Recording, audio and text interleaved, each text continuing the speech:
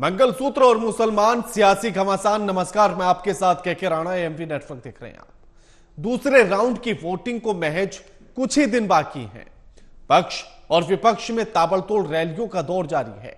जिस रफ्तार से बीजेपी का प्रचार अभियान आगे बढ़ रहा है, प्रधानमंत्री मोदी कांग्रेस को घेरने का कोई मौका नहीं छोड़ रहे। लेकिन अब प्रधानमंत्री मोदी के संपत्ति बांटने वाले बयान पर हंगामा खड़ा हो गया है, जिसके बाद लोकसभा की जंग मंगलसूत्र और मुसलमान पर प्रचंड हो गई है। प्रधानमंत्री नरेंद्र मोदी ने कहा कि अगर कांग्रेस सत्ता में आई तो देश की संपत्ति उन लोगों को बांट देगी जिनके अधिक बच्चे हैं। वहीं कांग्रेस प्रधानमंत्री नरेंद्र मोदी के इस बयान को हेट स्पीच की संज्ञा दे रहे हैं। इसी पर करेंगे चर्चा, लेकिन उससे पहले देखिए हमारी ये खास रिपोर्ट।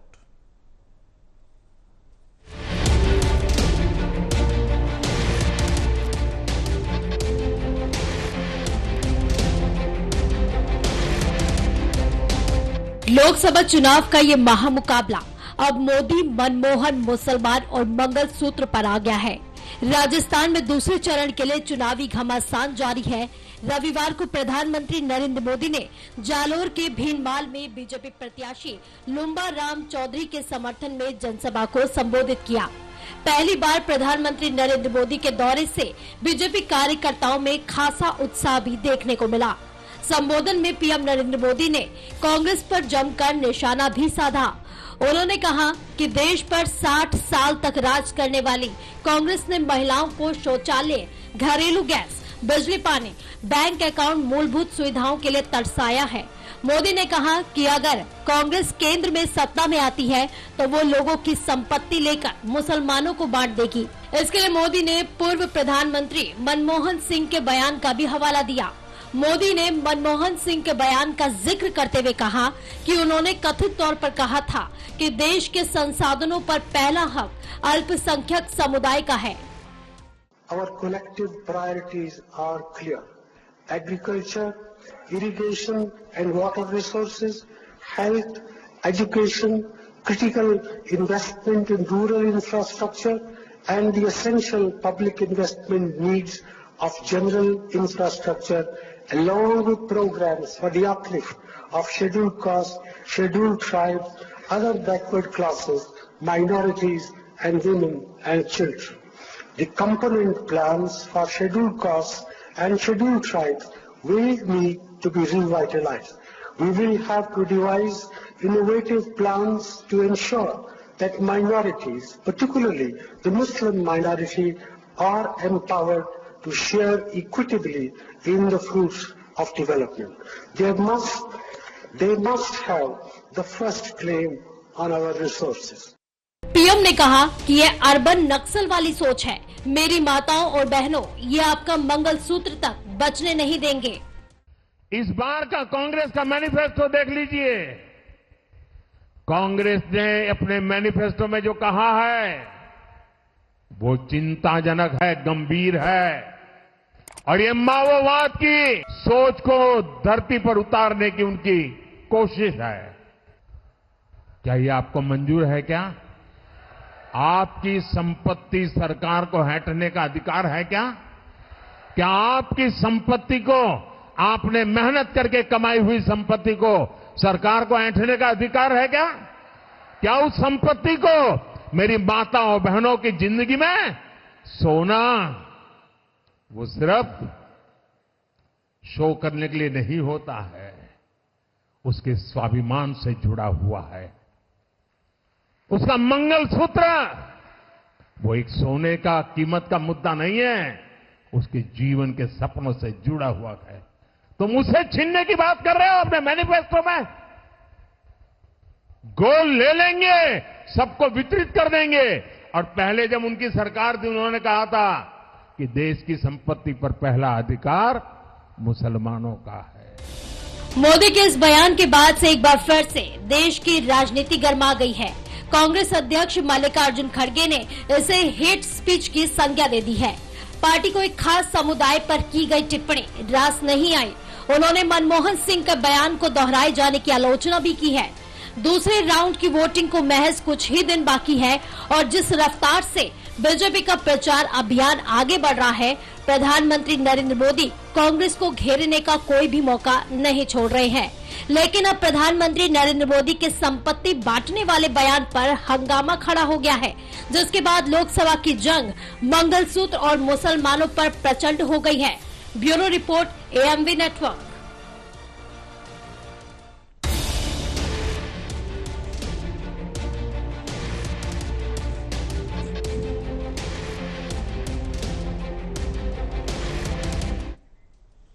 हमारे साथ जो मेहमान जुड़े हैं अब उनका परिचय आपसे करा देते हैं। हमारे साथ नमित जैन जुड़ गए हैं, प्रवक्ता हैं बीजेपी के। अनवर मिर्जा हमारे साथ जुड़ गए हैं, प्रवक्ता हैं कांग्रेस पार्टी के। और निरंजन पोद्दार जी हमारे साथ जुड़ गए हैं, राजनीतिक विश्लेषक हैं। आप तीनों का स्वागत है एमपी नेटवर्क पर। नमित जी, बात विकास की शुरू हुई थी और आते आते फिर हिंदू मुसलमान पर आकर अटक गई बात। अब लोकसभा चुनाव क्या इसी मुद्दे पर लड़ा जाएगा? जी राणा जी, देखिए, सबसे पहले सभी को नमस्कार, जय श्री राम। जो बात प्रधानमंत्री जी ने कल बोली है वो कोई आज की बात नहीं है। पिछले कई वर्षों में जो आजादी के बाद से जो हिंदू समाज पर जो कुठाराघात हुआ, जो कांग्रेस सरकार ने दंश दिए, उसको झेलते झेलते आज ये स्थिति आ गई कि कांग्रेस सरकार, कांग्रेस पार्टी को अपने मैनिफेस्टो में जगह देनी पड़ी उस मुस्लिम लीग को। हिंदुओं के खिलाफ क्यों है आखिर इतनी, क्या चाहती है कांग्रेस पार्टी? और जो मनमोहन सिंह जी ने जो बयान दिया था वो सबको याद होगा। उस समय ज्यादा वो बन नहीं पाया, लेकिन आज सबको पता है कि मनमोहन सिंह जी ने बिल्कुल प्रधानमंत्री पद पर रहते हुए कहा था कि देश के किसी भी संसाधनों पर सबसे पहला है उस समुदाय का। तो इसमें जो कहा वो गलत कहा गया। क्या हिंदुस्तान में सबको बराबर का हक नहीं था? क्यों कांग्रेस पार्टी एक ही एक परिवार को लेकर हमेशा आगे रही है? नहीं अमित जी, नमित जी देखिए, वो बात बहुत पुरानी हो गई है। मेरा तो ये कहना था कि आप विकास के मुद्दे को लेकर आगे बढ़ रहे थे। लोकसभा चुनाव की शुरुआत हुई थी कि हम विकास के मुद्दे पर चुनाव लड़ेंगे, हम विकास के मुद्दे को लेकर जनता के बीच जाएंगे। फिर ये अचानक से मुसलमान बीच में कहां से आ गए? और आपका तो वैसे भी नारा है ना, सबका साथ, सबका विकास, सबका विश्वास, सबका प्रयास। तो उसमें ये फिर हिंदू मुस्लिम अलग अलग करने की जरूरत कहां से पड़ गई? ये कहानी हम नहीं लेकर आए, ये कांग्रेस पार्टी लेकर आए अपनी मैनिफेस्टो में। उन्होंने इससे शुरुआत करी क्योंकि उन्होंने इसी की राजनीति करी है। विकास तो कांग्रेस पार्टी को कोई मतलब नहीं है। जयराम रमेश तो चैलेंज कर रहे हैं, वो कह रहे हैं कि अगर हमारे मैनिफेस्टो में हिंदू मुसलमान कहीं भी लिखा हो तो आप दिखा दीजिए। जी बिल्कुल, मैं बता देता हूँ। जिस दिन कांग्रेस पार्टी का 3 अप्रैल की बात मैं आपको बताता हूँ, मुस्लिम लीग बनने की शुरुआत जो हुई है 3 अप्रैल को राहुल गांधी जी ने नामांकन दाखिल किया था वायनाड से। उस दिन कांग्रेस पार्टी का झंडावान नहीं लहराया गया, क्योंकि कांग्रेस पार्टी की जो मुस्लिम लीग है उसको तिरंगे झंडे से आपत्ति है। तो कांग्रेस पार्टी ने अपना खुद का झंडा भी नहीं लहराया, वहां पे उनका कलर का झंडा लहराया गया। तो इससे साफ इससे ये हिंदू मुसलमान वाला फैक्टर कहां से आता है नमित जी? इसमें हिंदू मुस्लिम वाला फैक्टर मैं तो आपसे जानना चाहता हूं। पवन खेड़ा ने भी ये चैलेंज किया बीजेपी के लिए कि अगर हिंदू मुसलमान हमारे मैनिफेस्टो में कहीं भी लिखा हो तो आप एक बार बता दीजिए। तो मैं आपसे भी जानना चाहता हूं कि क्या कहीं ऐसा लिखा है? मैनिफेस्टो से पहले हम आते हैं राम मंदिर पर। जब राम मंदिर बना, उसकी प्राण प्रतिष्ठा हो रही थी, तब से लेकर तब इन्होंने सबसे बड़ी बात मुस्लिम नमित जी कहां जा रहे हैं आप बहस को लेकर? ये चर्चा इस मुद्दे पर है ही नहीं। ये चर्चा प्रधानमंत्री नरेंद्र मोदी के बयान पर और कांग्रेस पार्टी के मैनिफेस्टो पर है। राम मंदिर का मुद्दा हट चुका है, पुराना हो चुका है। बात विकास के मुद्दे पर लोकसभा चुनाव की शुरुआत हुई थी, अब हिंदू मुस्लिम पर आ चुकी है। मैं उस पर जानना चाहता हूं कि आखिर हिंदू मुसलमान क्यों आया बीच में? राम मंदिर हमारे लिए मुद्दा नहीं रहा, राम मंदिर हमारे लिए आस्था का केंद्र। तो वही मैं कह रहा हूं ना, इसीलिए उस बात को छोड़ दीजिए। वो आस्था का विषय है, उसे छोड़ दीजिए। अभी चर्चा हम लोकसभा चुनाव पर कर रहे हैं, आस्था पर नहीं कर रहे हैं। जब आस्था पर करेंगे तो मैं राम का जिक्र करूंगा, मैं कृष्ण का जिक्र करूंगा। बिल्कुल वहीं पर आ रहा हूं मैं ये बताना चाहता हूं कि जो कांग्रेस पार्टी ने क्या प्राण प्रतिष्ठा का विरोध करके हिंदू विरोधी होने का जो प्रमाण पत्र दिया उन्होंने, बात वहां से शुरू होती है जो आज यहां तक आती है। जो इन्होंने कहा, आज भी जो मुस्लिम हिंदू विरोधी होने का जो कार्य किया इन्होंने, कभी भी इन्होंने एक बार भी हिंदुओं के लिए बात नहीं कही। तो ये हिंदू विरोधी होना है। नहीं, मैं यही तो पूछ रहा हूं ना। पवन खेड़ा यही कह रहे हैं कि हमने अपने मैनिफेस्टो में जितनी भी बातें की वो सबके लिए की हैं, हमने उसमें हिंदू मुसलमान शब्द का कहीं इस्तेमाल किया ही नहीं है, तो फिर हिंदू मुसलमान कहां से बीजेपी को दिख रहा है? और मैं आपसे ये जानना चाहता हूं कि क्या ऐसा मैनिफेस्टो में कहीं लिखा है? हो सकता है मैं ना पढ़ पाया हूं या कोई और ना पढ़ पाया हो, तो आप एक बार मुझे बता दीजिए, फिर मैं चर्चा आगे बढ़ाता हूं। जी बिल्कुल लिखा हुआ है, कांग्रेस के घोषणा पत्र में लिखा हुआ है, अल्पसंख्यकों को मिलने वाले मौलिक अधिकारों पर आदर करेगी, उसको बरकरार रखेगी। ये इसके 7वें पैराग्राफ में लिखा हुआ है, ये मेरे पास इनका मैनिफेस्टो है। अगले पॉइंट में पार्टी ने कहा कि भाषा की दृष्टि से अल्पसंख्यकों को मिलने वाले मौलिक अधिकारों का आदर करेगी। मौलिक अधिकार और संपत्ति को बांटने के जिक्र में फर्क है नमित जी। जी हाँ ठीक है, मैं लौटूंगा आपके पास, मैं लौटूंगा। अनवर मिर्जा, आरोप यह है प्रधानमंत्री नरेंद्र मोदी का कि आपके मैनिफेस्टो में यह लिखा है कि पहले संपत्ति का सर्वे कराया जाएगा और फिर वो अल्पसंख्यकों में बराबर बांट दिया जाएगा। आवाज आ रही सर मेरी? हाँ, आ रही अनवर जी, आवाज आ रही है आपकी। सर देखिए, अभी आप बीजेपी के प्रवक्ता बैठे उनको कितना प्यार से समझा रहे कि मैन्युफैक्चर घोषणा पत्र में कहीं पर भी लिखा है कि मुसलमान या हिंदू का जिक्र हुआ?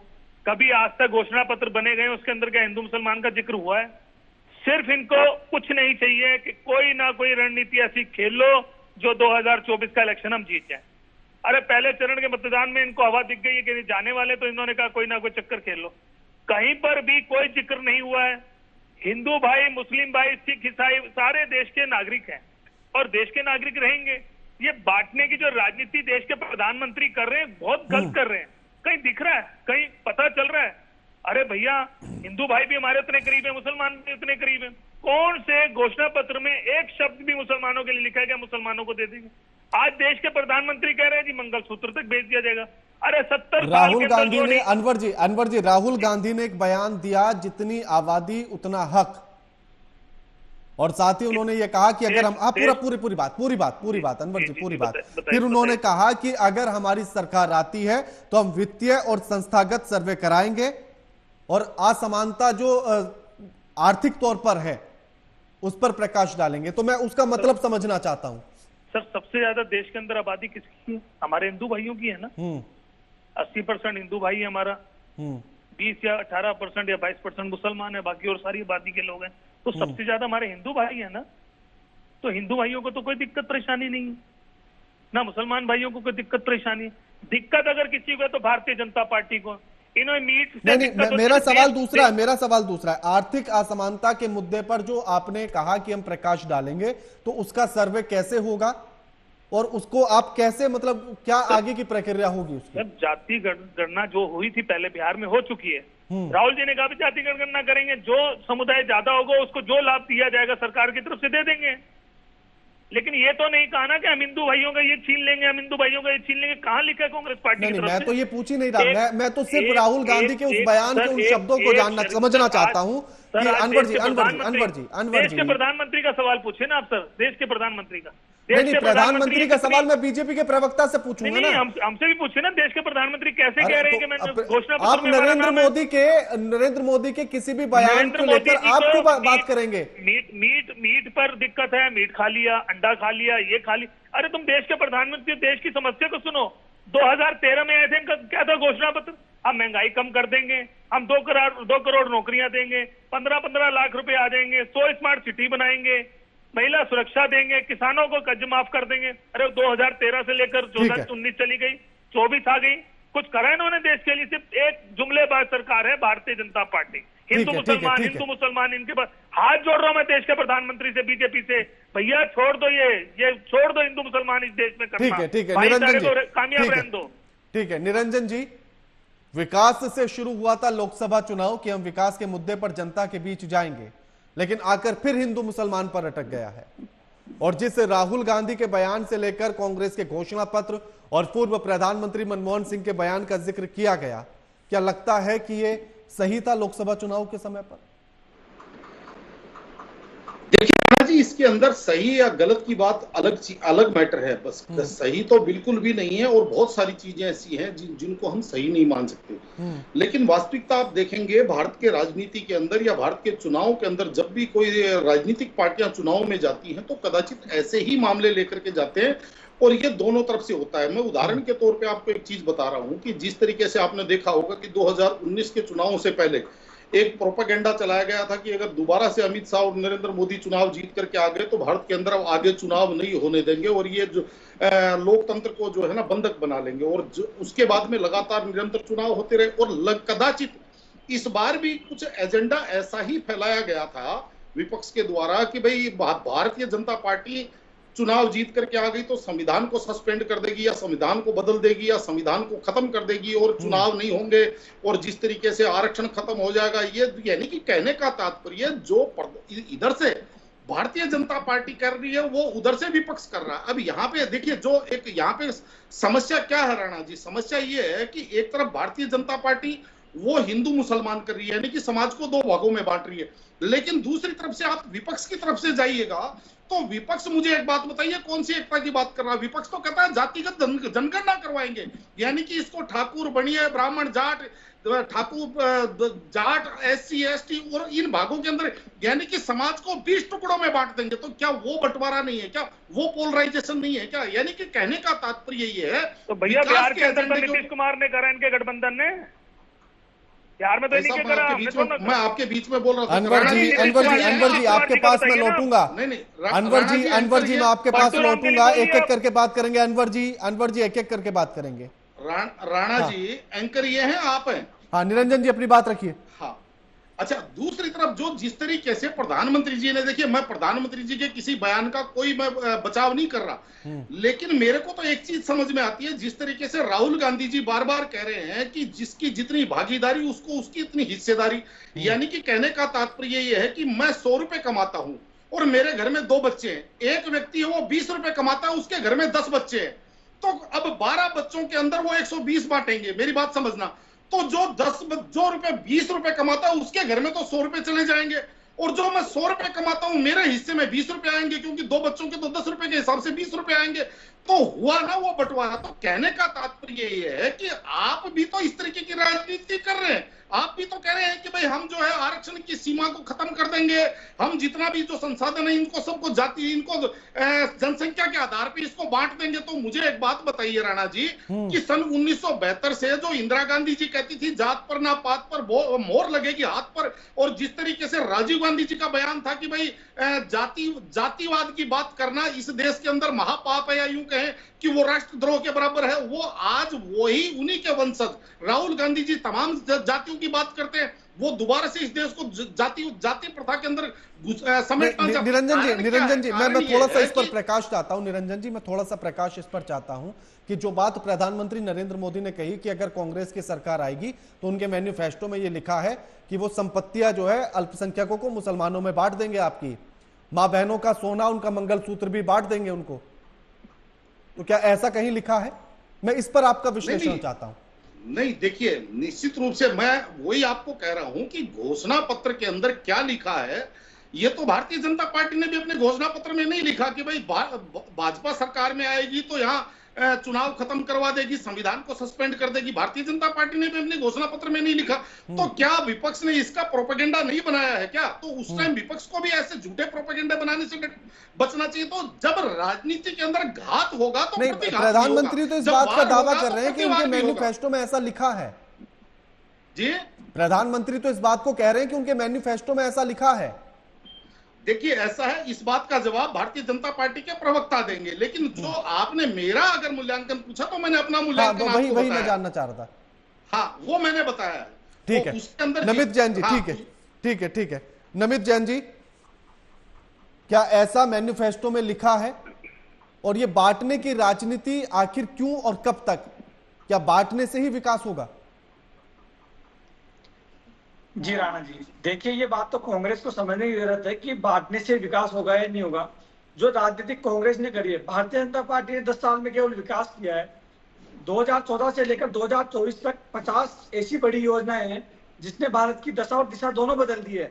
भारत जिस तरह से विकसित भारत की तरफ बढ़ रहा है, ये कार्य क्या, चाहे वो महिलाओं का हो, चाहे युवा वर्ग हो, चाहे वो पुरुष वर्ग हो, किसान हो, विद्यार्थी हो, कोई भी वर्ग हो, कोई अछूता नहीं रहा। इसके अलावा नमित जी, अभी देखिए मैं योजनाओं पर बात नहीं कर रहा हूं, मैं अभी सीधा बड़ा स्पष्ट सवाल मेरा था कि जो बयान प्रधानमंत्री नरेंद्र मोदी ने दिया और जो उन्होंने कहा कि कांग्रेस के मैनिफेस्टो में ऐसा लिखा है, तो क्या ऐसा है? मैं बस वो जानना चाह रहा हूं आपसे। जी बता रहा हूं ना, कांग्रेस के मैनिफेस्टो मेरे पास नहीं है अभी, आधा जो है मैं बता रहा हूं। कांग्रेस ने लिखा है, ये मैंने आपको लाइनें पढ़कर बताई है। कांग्रेस के मैनिफेस्टो में लिखा है कि मुस्लिम लीग ने यदि 14 सूत्रीय मांगों में कहा था कि यदि मुस्लिम समुदाय किसी बिल या प्रस्ताव को अपने हितों के विरुद्ध मानती है तो ऐसा बिल या प्रस्ताव कभी पारित नहीं किया जाएगा। ये इनके मैनिफेस्टो में लिखा हुआ है। कांग्रेस ने बिल्कुल बाकायदा लिखा है, और एक ही नहीं 10-10 अलग अलग पैराग्राफ में बार बार इस बात का जिक्र किया गया, जिसको समझने की जरूरत है। हाँ, एक बार और वो लाइन जरा पढ़िएगा दोबारा से। जी, कांग्रेस ने घोषणा पत्र में कहा कि अल्पसंख्यकों को मिलने वाले मौलिक अधिकारों का आदर करेगी और उसे बरकरार रखेगी। अगले पॉइंट में पार्टी ने कहा कि भाषा की दृष्टि से अल्पसंख्यकों को मिलने वाले मौलिक अधिकारों का आदर करेंगे, उन्हें भी बरकरार। मौलिक अधिकारों का आदर तो सभी का होना चाहिए, इसमें गलत क्या तो फिर हिंदू का सभी का होना चाहिए ना, फिर हिंदू का गए। एक हमारी बात यही तो है भाई, जब बांटने की बात हो गई ना, बांटा जा रहा है, फिर बात करो ना फिर बराबरी की। जब हिंदू समुदाय की भी करो, सिख की भी करो, ईसाई की करो, सबकी करो बात, क्यों एक समुदाय को लेकर? ठीक है, एक और सवाल नमित जी, एक और सवाल, जो अभी अनवर मिर्जा ने भी कहा कि अगर राहुल गांधी ये कह रहे हैं कि जिसकी जितनी आबादी उसकी उतनी हिस्सेदारी या उसका उतना हक, तो उनका कहना है कि 80% तो हिंदू ही है, तो ज्यादा उन्हीं को मिलेगा, तो फिर डर किस बात का? जी, राहुल गांधी जी क्या है, जो अपरिपक्वता की बात करते हैं, जिसकी जितनी आबादी का क्या हिसाब किताब लगाते हैं वो हर राज्य को अलग अलग तरीके से बांटते आए हैं। चाहे उनकी पार्टी में नेहरू जी हो, चाहे इंदिरा जी हो, चाहे राजीव जी हो, उन्होंने भी इस तरह किया। और पहले कौन सी भाषाएं बोली, कौन सी बात बोली, इनकी कोई बात समझ में नहीं आती है। सबसे बड़ी बात है भारत हिंदुस्तान, 140 करोड़ लोगों की हम बात करते हैं। भारतीय जनता पार्टी में से 140 करोड़, कभी भी किसी भी योजना, चाहे शौचालय बने तो ये देखकर नहीं दिया गया कि हिंदू का है मुसलमान का। उज्ज्वला योजना में जो सिलेंडर दिया गया वो ये नहीं देखा गया कि हिंदू का है मुसलमान का। 33% में नमित जी, मेरा सवाल दूसरा था। नमित जी, मेरा सवाल दूसरा था। नमित जी, मेरा सवाल था कि राहुल गांधी अगर ये बात कह रहे हैं कि जिसकी जितनी आबादी उसका उतना हक, तो इसमें फिर दिक्कत क्या? ज्यादा तो हिंदू ही हैं। किस चीज का है कि किस चीज की आबादी, किस काहे को बांटना चाहते हैं वो, उनका मतलब कोई समझ में नहीं आता है। आधी बात नहीं, अगर वो आरक्षण की बात करते हैं, अगर वो संसाधनों की बात करते हैं, अगर वो जॉब्स की बात करते हैं, तो फिर ये तो हिंदुओं के पास ही ज्यादा आएगा। नहीं, हिंदू नहीं बोलते ना वो। अगर हिंदू बोले राहुल गांधी जी, नहीं तो वो तो कह रहे हैं ना कि जिसकी जितनी आबादी उतनी हक। बात करते हैं समुदाय की, जाट, ओबीसी, एससी, एसटी, इस तरह की बातें करते हैं राहुल गांधी जी। अनवर जी, ठीक है अनवर जी, मैनिफेस्टो में आपने लिखा कि मुसलमानों के मौलिक अधिकारों का, ठीक है, मैं बात कर रहा हूं। नमित जी ले रहा हूं जवाब। अनवर जी, आखिर आपको अपने मैनिफेस्टो में ये क्यों लिखना पड़ा कि मुसलमानों के मौलिक अधिकारों को बरकरार रखा जाएगा, उनका ध्यान रखा जाएगा? ये सभी का अगर कर लेते तो ज्यादा अच्छा रहता। आप दिखाइए मुझे, आप दिखाइए मुझे लिखा हुआ है कि मुसलमानों। नमित जी, वो चैलेंज कर रहे हैं कि एक बार दिखाइए जरा।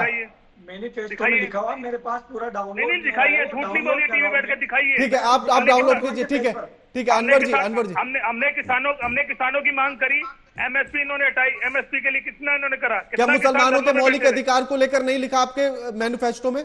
मैनिफेस्टो दिखाइए कि क्या लिखा है। नहीं, मैं आपसे जानना चाह रहा हूं, दिखाइए। नहीं, मैं आपसे जानना चाह रहा हूं, है या नहीं, बात खत्म हो जाएगी। मैंने सर कांग्रेस का मैन्युफैक्चर अभी नहीं पढ़ा, क्योंकि मैं तो फिर आप चैलेंज कैसे कर सकते हैं अगर नहीं पढ़ा तो? ये कह रहे तो दिखा दीजिए ना, आप दिखाइए। अगर आपके पास इस बात को तो कांग्रेस पार्टी भी कह रही है। नहीं, आप पत्रकार, आप दिखाइए कि आपके पास लिखा हुआ है कि मुसलमानों का नाम उसमें आया, जिक्र है। और उसमें अगर हुआ मौलिक अधिकारों को लेकर, सर आप दिखाइए ना मौलिक। ठीक है, अभी थोड़ी देर में दिखा रहा हूं। चलिए अब दूसरे पॉइंट पर आता हूं। अनवर जी, आपको मैं दिखाकर जाऊंगा, चिंता मत कीजिए, दिखाकर जाऊंगा। सुन लीजिए आप, जो पूर्व प्रधानमंत्री मनमोहन सिंह ने बयान दिया था जी जी जी कि देश के संसाधनों पर पहला हक अल्पसंख्यकों का है, मुसलमानों का है, उसका क्या मतलब था? नहीं, तो उस टाइम बीजेपी क्या सो गई थी क्या जाके? नहीं, मैं आपसे जानना चाह रहा हूं, मैं नहीं, आपसे जानना चाह रहा हूं, मैं आपसे जानना चाह रहा हूं। अनवर जी सीधा सवाल आपसे है। अनवर जी आपसे मेरा सवाल है ना, आप जवाब दीजिए ना। हाँ, मैं दे रहा हूँ, सुनिए आप। जिस टाइम डॉक्टर मनमोहन सिंह जी ने बात करी तो क्या बीजेपी 10 साल से सो गई थी क्या इस बात को लेकर? या मनमोहन सिंह जी ने वो दे दिया था अधिकार मुसलमानों को? नहीं, हंगामा तो तब भी हुआ था। मैं आपने कहा ना कि हम हिंदू मुसलमान नहीं करते, हम एकता की बात करते हैं, हम एक होने की बात करते हैं। तो मैं आपसे जानना चाह रहा हूं कि फिर इसका मतलब क्या था? 10 साल के अंदर बीजेपी ने खाली हिंदू मुसलमान करा, 70 साल से हिंदू मुसलमान। अनवर जी देखिए, जब उनसे सवाल ले रहा था तो उनसे भी ऐसे ही सवाल पूछे, अब आपसे ऐसा सवाल पूछ रहा हूं, अब आप जवाब दीजिए ना। क्या चीज सर? डॉक्टर मनमोहन सिंह जी ने जो बोला, क्या मौलिक अधिकारों के लिए क्या वो अधिकार मिल गए मुसलमानों को? मिल रहे हैं आज तक अधिकार? मैं आपसे जानना चाह रहा हूं ना, उसका मतलब क्या था? मौलिक अधिकार नहीं बोला था, देश के संसाधनों पर पहला हक। पहला हक क्या मिला? वो पहला हक मुसलमानों को क्या नहीं मिला ये बताइए आप, क्या नहीं मिला ये बताइए आप। क्या मिला आप बताइए, आप बताइए ना। अरे आप कह रहे हैं कि नहीं मिला तो आप बताइए ना क्या नहीं मिला, मैं आपसे जानना चाहता हूँ। 5 किलो राशन से ये देश चल रहा है क्या? क्या मुसलमानों की नौकरियां नहीं लगती? क्या मुसलमान पॉलिटिक्स में नहीं है? क्या हर समुदाय पॉलिटिशियन नहीं है? तो फिर दिक्कत किस बात से अभी आपको? तो हमें तो सर दिक्कत ही नहीं, हम तो अच्छे खासे रह रहे हैं, दिक्कत तो इनको है। ये बांटना चाह रहे हैं। मैंने आपसे सिर्फ मनमोहन सिंह के बयान को लेकर सवाल किया था, आप ये भी कह सकते थे कि हाँ वो गलत था। देश के प्रधानमंत्री को दिक्कत है, हमारे को दिक्कत थोड़ा ना। देश के प्रधानमंत्री। शुक्रिया आप तीनों मेहमानों का हमारे साथ इस चर्चा में जुड़ने के लिए और ये तमाम बातचीत करने के लिए। लेकिन जिस तरह से विकास से शुरू हुई लोकसभा चुनाव की यात्रा, वो अब हिंदू मुसलमान पर आकर अटक गई है। और अगर आप पूर्व प्रधानमंत्री मनमोहन सिंह के बयान को भी सुनेंगे तो वो भी इसलिए था क्योंकि 2004 में जब कांग्रेस जीतकर आई थी तो केवल 145 एमपीज थे कांग्रेस के, बाकी गठबंधन के साथ उसे सरकार चलानी पड़ी और उत्तर प्रदेश और बिहार की 120 सीटों में से लगभग 10 से 12 सीटें जीत पाई थी। और इसीलिए उस समीकरण को बनाने के लिए, क्योंकि सबसे ज्यादा सीटें या तो आरजेडी, जेडीयू या फिर सपा या बसपा के पास थी और जो कांग्रेस का मुस्लिम वोट कटकर इन पार्टियों के पास गया था, तो अपने वोट को वापस पाने के लिए मुसलमानों को लेकर यह बयान कांग्रेस ने दिया था। इसके पीछे का गणित यह कहता है। लगातार खबरों के लिए देखते रहिए एएमपी नेटवर्क। नमस्कार।